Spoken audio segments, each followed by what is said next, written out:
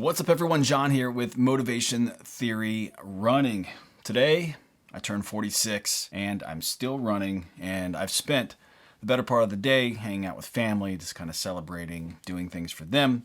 And then I'm going through my YouTube planning, training planning, all the things that you do when you're a runner and a YouTube creator.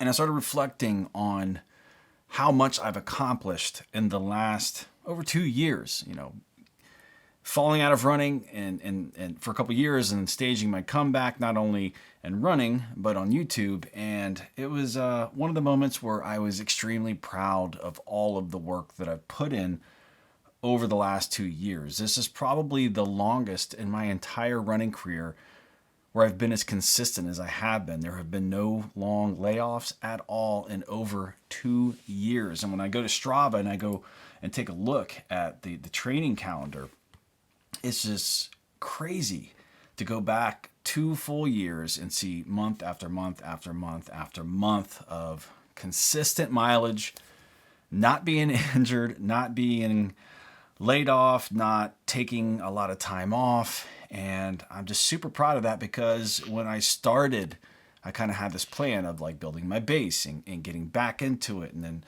adding some speed, and then at that point, it wasn't truly, I didn't truly believe that it would last as long as it has, just because it has never been that consistent for that long. And it probably sounds crazy to people, but my life is quite busy, and there will be times where I'll take off 2 or 3 months at least in a year. I do it in YouTube. I did it in running, just because I have to balance my work life. And I'm very proud of myself that I figured out a way to kind of make it all work over the last 2 years.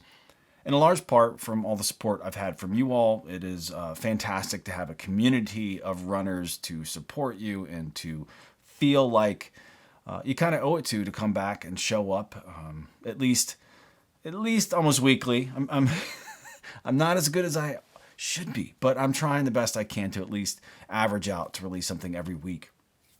Some of that stuff will be things like this, where I'm just updating you for the folks that are in this community. Someone discovers this video, they're going to wonder who this guy is that's rambling. But those of you who are part of this community, almost 10,000 people, will recognize who I am and what I'm talking about. So if we look back at 2022 so far, I've hit 413.3 miles for the year. I'm still got to do my long run this weekend. We're in week 12 of 2022. I still have my long run this weekend, so this mileage will go up.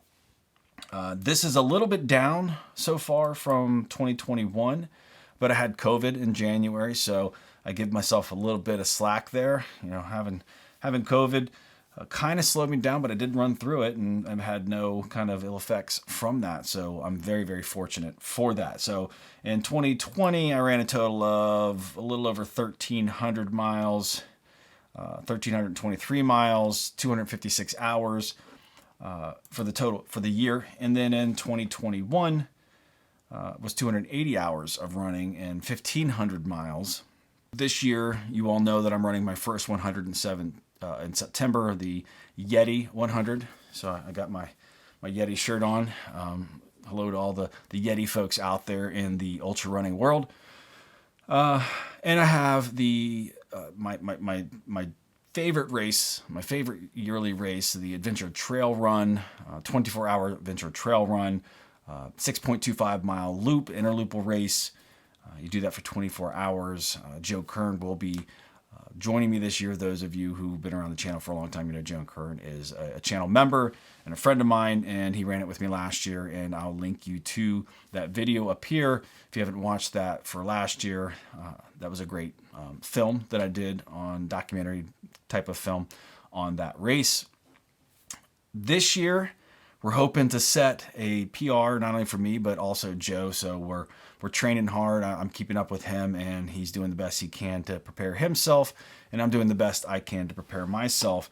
And what that looks like, if I'm looking at March, 2 months ago or so, I was really working a lot more speed work and mileage, and I've been getting a little more specific towards the race. So I'm doing a lot of climbing each week. I'm not really trying to get a ton of miles. Well, I'm trying to get some miles, but it's really more about time on my feet. So I'm trying to get 7 to 9 miles or 7 to 9 hours a week at least that I can have on my feet out there running. And I'm trying to get as much vert as I can. So I've been doing a lot of very specific training, climbing, spending an hour just climbing up these very steep inclines, 15, 20% or higher grade climbs, very rocky. And that's what we're going to be spending our time on in the adventure trail race. So, that race has, I think, almost 800 feet of gain per lap per 6.25 miles. So I've been trying to keep everything that I'm doing at least 100 plus feet a mile average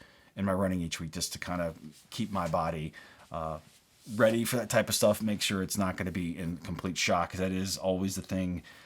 That's one of the benefits of this channel, is I record all this stuff and I'm able to go back and watch the after action. And I always say I wish I would have trained more for the climbing. This year, I took my own advice that I've given myself and others to train more specifically for the climbing. So I think last year we had 10 laps and we had about 9,000 feet of gain in those 10 laps. So we got to get used to the climbing. If you are looking to change your life with running, you can go ahead and click right there and see the benefits of running. And if you want to become a better runner, you want to find out what it is that I did to become a better runner over the last, over 2 years. Over 2 years now. Go ahead and click right there, and I'll tell you exactly what I've done. Thanks for watching.